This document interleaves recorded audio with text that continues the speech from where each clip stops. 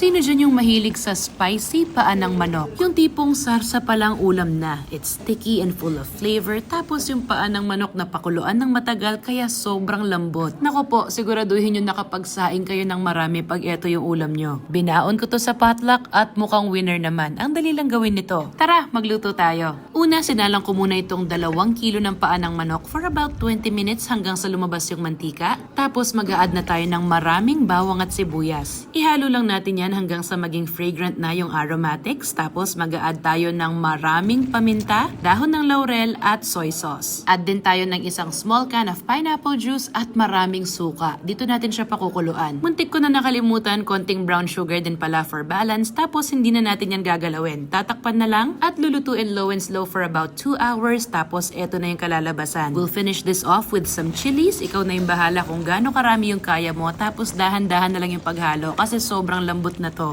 After that, we are ready to serve. O ano, tara? Kain tayo?